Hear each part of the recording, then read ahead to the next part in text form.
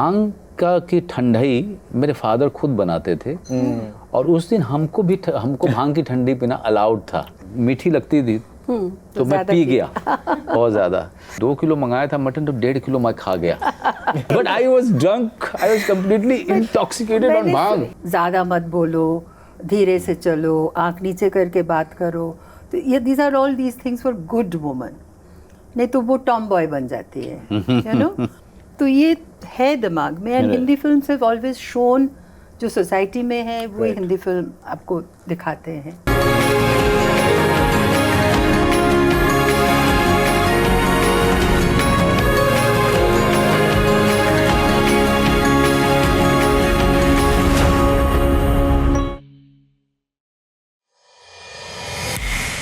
नमस्कार, मैं स्मिता श्रीवास्तव दैनिक जागरण से आप सबका स्वागत करती हूँ।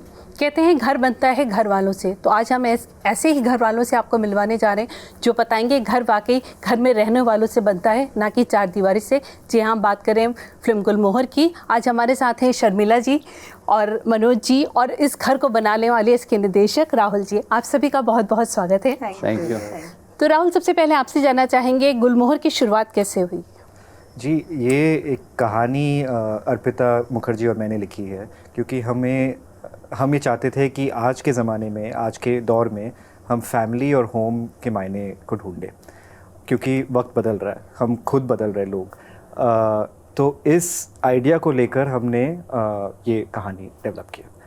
तो गुलमोहर नाम कैसे है? गुलमोहर तो फूल होता है। मुझे ये शब्द बहुत खूबसूरत लगता है और इसमें एक अजीब किस्म की बहुत खूबसूरत शब्द है और बहुत मिस्ट्री भी है।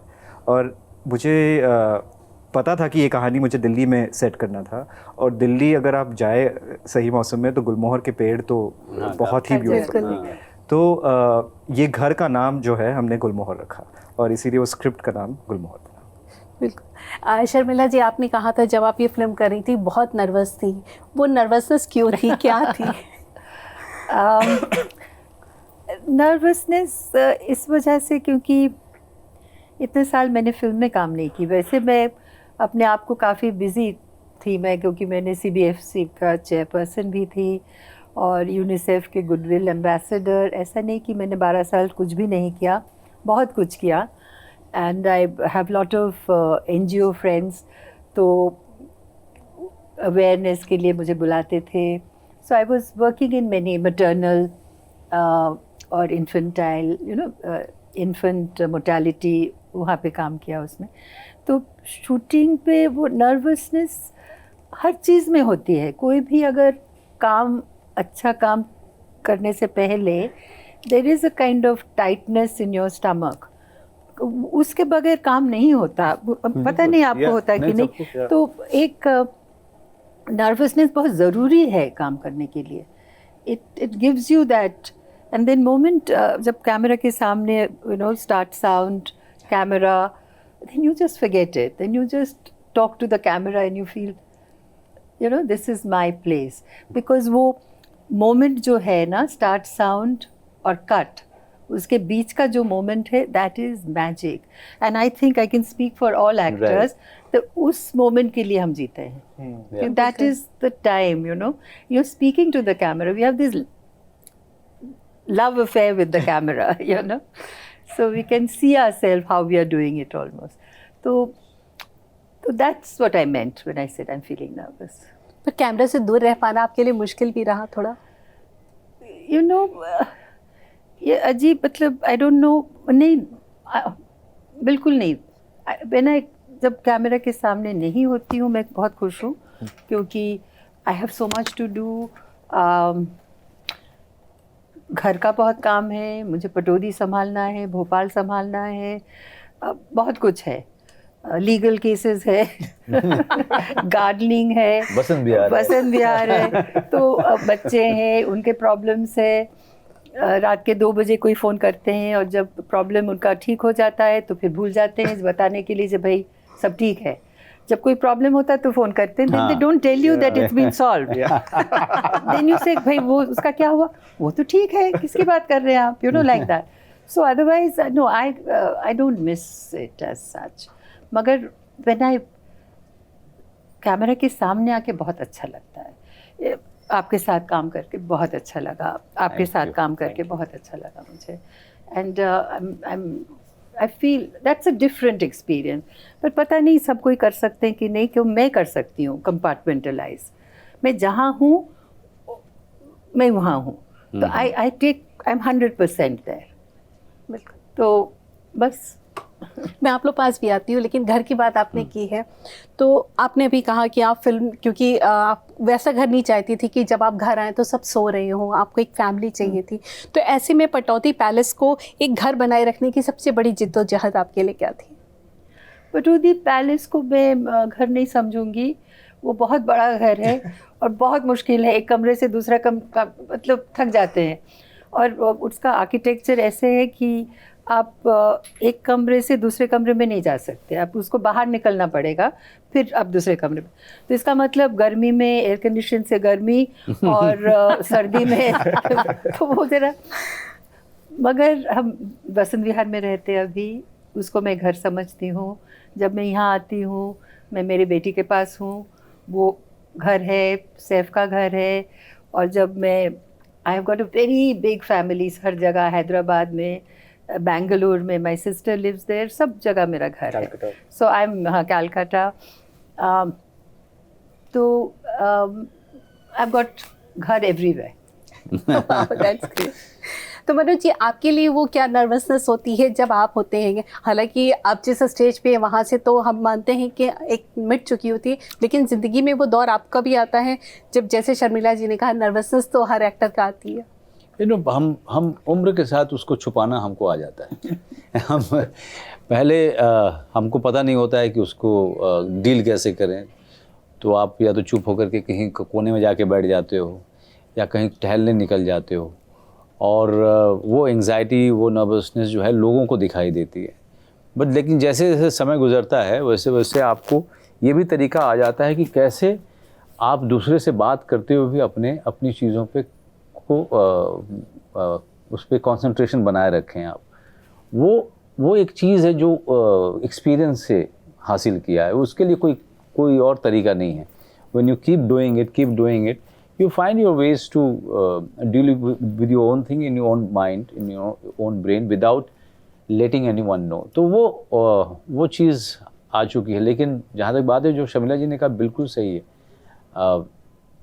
एक अनश्योरिटी तो रहती है जब आप कैमरे के सामने जाते हो, चाहे जितनी बार पढ़ी हो आपने स्क्रिप्ट, चाहे जितना भी सोचा हो, काम किया हो, लेकिन आप श्योर नहीं होते हो कि it is going to fall in place.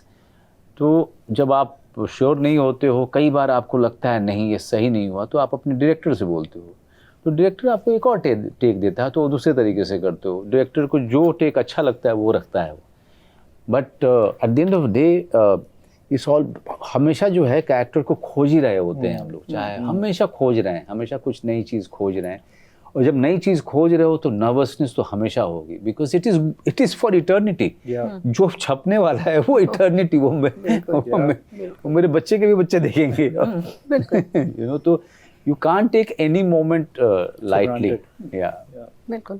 Rahul, आपके लिए ये पिक्चर में, क्योंकि शर्मिला जी को आप पहले से ध्यान में रख के स्टोरी लिख रहे थे, चीज़ें आपके में थी, मनोज जी को उनके बेटे के तौर पे आपके दिमाग में था कास्ट करना है, तो इनकी कन्फ्लिक्ट लाते समय सीन में आपने जो शटअप ही रखा, बहुत कुछ और भी सोचा था उसमें, कुछ और भी प्लान किया था?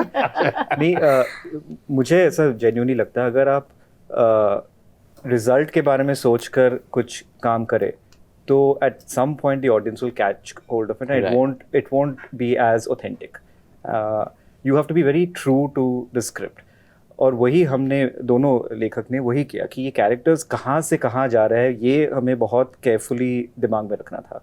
तो भले ही हमने ऑफ कोर्स शर्मिला जी और मनोज जी को दिमाग में रख के वो कैरेक्टर्स लिखा था, लेकिन कभी भी ऐसा नहीं लगा कि because she Sharmila Tagore I have to give this dramatic moment, और because it's Manoj Bajpayee I have to give this dramatic moment. मैं आपको एक चीज़ बताऊँ कि बहुत सारे ऐसे सीन्स हैं फिल्म में जहाँ पर ये दोनों एक्टर्स पीछे बैकग्राउंड में बस एक लेफ्ट टू राइट जा रहे हैं, but they came with that emotion कि ये सबकी कहानी है, ये पूरे एंसेम्बल की कहानी है। And that kind of that emotion of surrendering कि ये हम फिल्म बना रहे हैं इकट्ठे, दैट वाज वेरी इंपॉर्टेंट। या इसमें भी मतलब देखा जाए तो शर्मिला जी की जो कैरेक्टर है जी। उसकी बहुत सी ख्वाहिशें हैं जो मतलब जी। परिवार और चीज़ों में कहीं जी। ना कहीं नहीं हो पाती हैं, जो अभी मैं रिवील नहीं कर सकती क्योंकि पिक्चर देखी उसके बावजूद। तो शर्मिला जी एक सवाल आपसे भी है, आप तीनों से ही है, कहीं ना कहीं सोसाइटी कहना चाहिए जजमेंटल हमेशा से फीमेल को लेके ज़्यादा रहती है, चाहे वो एक्ट्रेस हो चाहे आम लड़की हो या कोई भी? I think so. Yeah. I think so because, I think somehow the society has given morality to women and power to men. Well said. It's a subconscious kind of it's a given thing. आप अभी काफ़ी changes आ गए society में. Women are treated much better and there is far more, there are rules, there are laws. मगर एक जो औरत भी खुद भी they think that अगर if I want to be a good woman I have to be doing this. वो मतलब हम लोग खुद सोचते हैं जी हमें ये करना है. बिल्कुल. और जब सोसाइटी कहते हैं ज़्यादा मत बोलो, धीरे से चलो, आँख नीचे करके बात करो, तो ये these are all these things for good woman. नहीं तो वो टॉम बॉय बन जाती है, you know. आप हिंदी फिल्मों में देखे हैं Kajol, you know, when she's Tom boy तो nobody looks and then suddenly she wears a sari and looks beautiful, so you know then everybody accepts her. तो ये है दिमाग में and Hindi films have always shown जो सोसाइटी में है वो Right. हिंदी फिल्म आपको दिखाते हैं. तो yes, I would say that people are more judgmental and about women. Women have to be holier than thou, you know, like that. Men can get away. But it's getting better. The society is getting much better. Right. Hope so. Yeah. तो मनोज जी आपने कहा था कि अगर middle class का character होता है तो आप चाहते हैं वो ज़्यादा से ज़्यादा अर्ज करते हैं आपको निभाने का मौका मिले, उसकी क्या वजह रहती है? मतलब अब तो वो स्टेज है जहाँ से आप मतलब बहुत ऊपर है. मुझे लगता है कि मेरी ज़िंदगी मिडिल क्लास की जर्नी रही है और शायद गांव से लेकर के छोटे शहर और छोटे शहर से दिल्ली फिर मुंबई, मैंने मिडिल क्लास की जो जर्नी है पूरी वो बड़ी कमेंडेबल लगती है because they are they are working in complete hopelessness situation as everything is falling apart around them and for them, but there is still a hope that they are moving towards. So वो जो एक जज्बात है middle class का वो मुझे हमेशा से बहुत इंट्रीग करता रहा है, बहुत ज़्यादा, कि जहाँ पे एस्पिरेशन भी है but there is no support coming from any quarter to really give them some kind of a hand or push them towards their aspiration, but they are still very aspirational in those kind of odd circumstances. That is why I love playing and I belong to a middle class family, coming from a farmer's family. तो मैंने उसकी हर aspect को बहुत ही करीब से देखा है और मैं हमेशा जो है एक अपने आप को डिस्टेंस पे करके देखता रहा हूँ अपनी सिचुएशन को या मेरे सोसाइटी में उस वर्ग के परिस्थिति को. तो इससे मुझे बहुत मदद मिली एज एन एक्टर भी. और फिर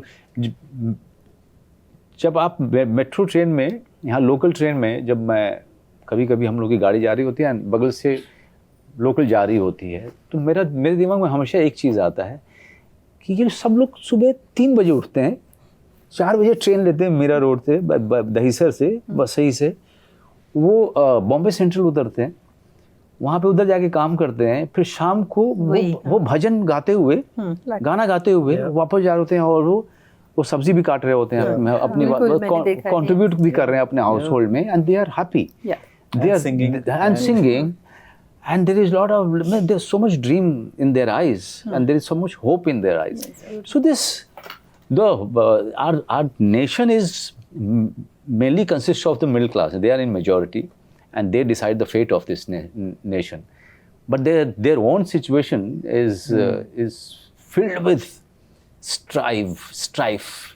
So much of odds. But there are still stars in their eyes. There is still hope. That's wonderful. Very well said. And one illness in the family can just Yeah. just push them.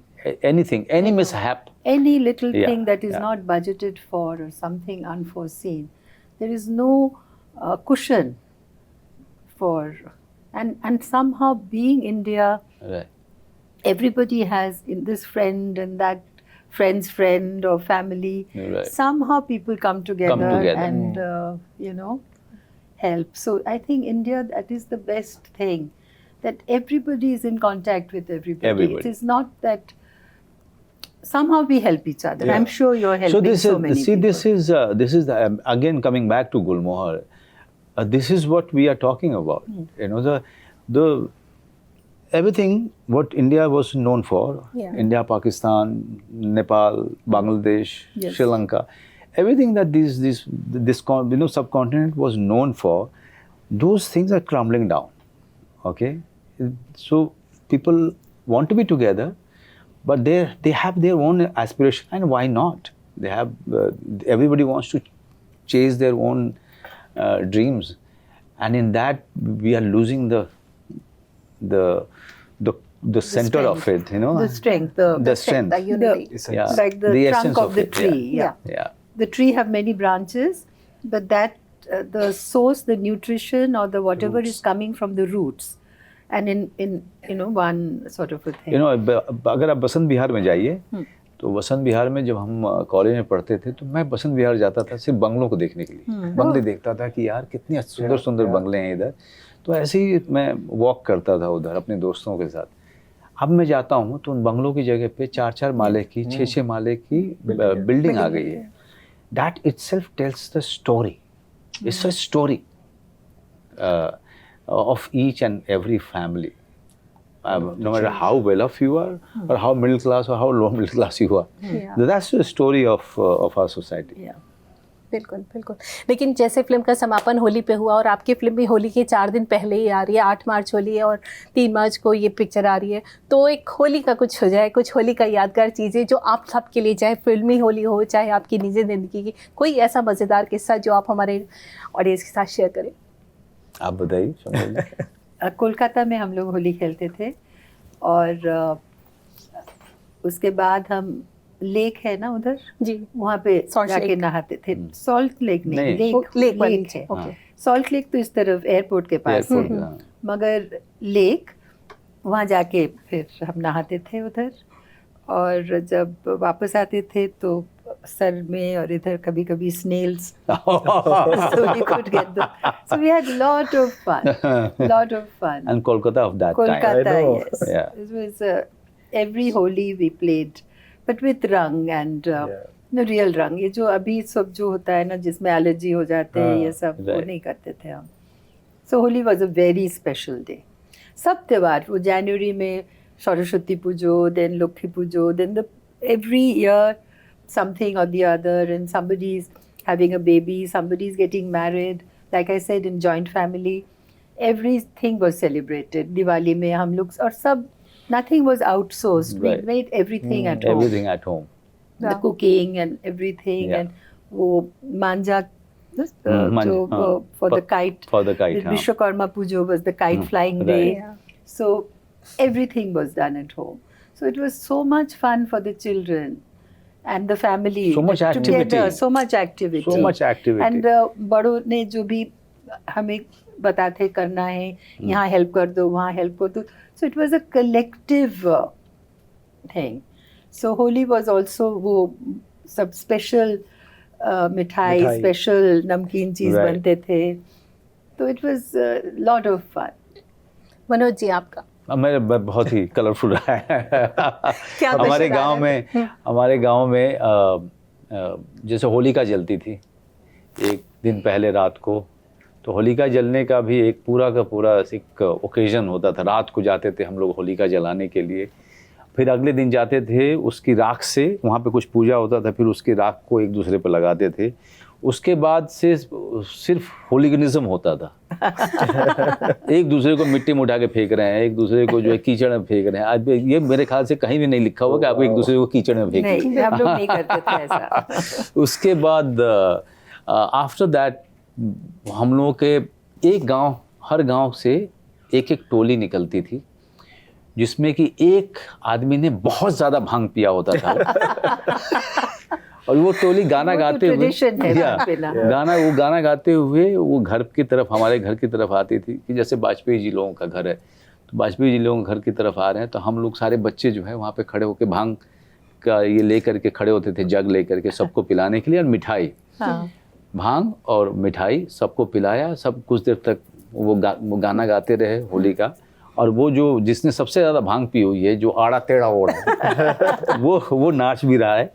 तो और वो चला गया, फिर दूसरी टोली आ रही है, तीसरी टोली आ रही है, और एक दूसरे के ऊपर रंग लगा रहे हैं। व्हाट वाज फैसिनेटिंग कि भांग का की ठंडाई मेरे फादर खुद बनाते थे, और उस दिन हमको भांग की ठंडी पीना अलाउड था। तो कितनी बार हम छोटे बच्चे ना मीठी लगती थी तो मैं पी गया बहुत ज़्यादा।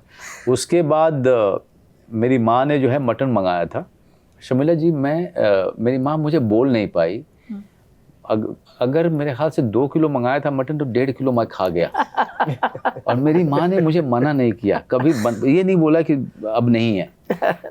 अब आधा किलो में बाकी लोगों ने जो है शेयर किया। So it was very difficult for my mother to say no to me, but I was drunk. I was completely intoxicated on भांग। ये सुना है कि जो भांग मैंने कभी नहीं भांग खाया, वो उसमें भी डालते हैं ना। मैं तो कभी बहुत चेक करके मैं पीती हूँ, नहीं तो पिला देते हैं कोई। बिल्कुल। मगर मैंने सुना है कि जो भी आप कर रहे हो, अगर हंस रहे हो तो आप हंसते जाओगे, अगर रो रहे हो तो रोते जाओगे, अगर शावर के नीचे खड़े होगे तो ऐसा होता है। तो नेचुरली आप खाते गए। हाँ, मैं खाता, बिकॉज उसमें मेटाबॉलिज्म बहुत हाई हो जाता है आपका, so you don't feel satiated. सो मैं खाता चला गया। तो मैं वो दिन नहीं बोल सकता, लेकिन हर साल कुछ ना कुछ किस्सा है। अब मैं उस पर तो किताब ही लिखनी पड़ेगी। बिल्कुल। राहुल, आपने तो फिल्म में सीन ही रखा, आपके लिए क्या था? मैं एक बात बताऊँ, ये फिल्म जो है हमने होली के वक्त ही फिल्म की थी। तो लास्ट ईयर जो है मनोज जी ने हमें इनवाइट किया था इनके फ्रेंड के एक फार्म हाउस में होली के दिन, और हम गए और इन्होंने सब पूरे क्रू के लिए मटन बनाया था। और ये जितने सीधे सारे लग रहे हैं, इन्होंने सबको भांग पिलाकर यही जॉब बोल रहे हैं कि हम हंसते गए, रोते गए, और मैं उठा नहीं, ये इन्होंने किया था। तो वो मेरा हमें क्यों नहीं बुलाया? आपको क्यों नहीं बुलाया? That's a good question. Yeah, no, I think you have That's a good question. Oh, we were scared. Where is the production? Yeah. So ये that was very memorable. Yeah.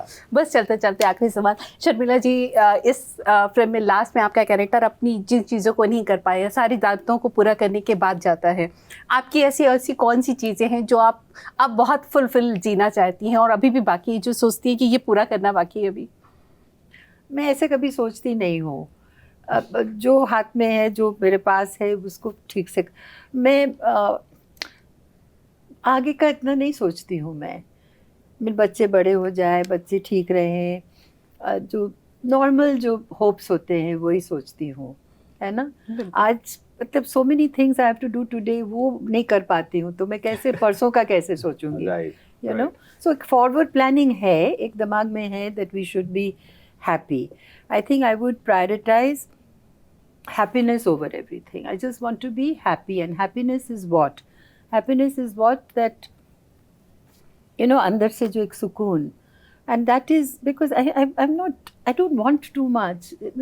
I don't want too much money, too much this, that and the other. So मैं बहुत कम में खुश हो जाती हूँ। सिर्फ लोगों का प्यार, my family, my friends should like me, Manoj should like me, Rahul should like me, my audience should like me. बस अगर कोई थोड़ा सा प्यार से बात कर ले and I am happy, respect दे दे तो आई एम हैप्पी।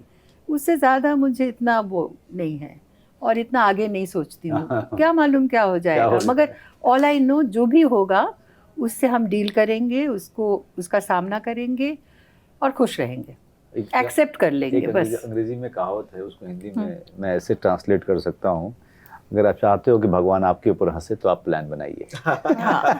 एग्जैक्टली बस एक्सेप्ट करना हमारा काम है, क्योंकि और कुछ हम नहीं कर सकते। उससे हमें कोप करना है और बर्दाश्त करना है, और कभी कभी नहीं, हर वक्त हमें थैंक यू बोलना है, बहुत gratitude that we have been here, we are doing everything, there's a call, you know, in Buddhism you say active gratitude.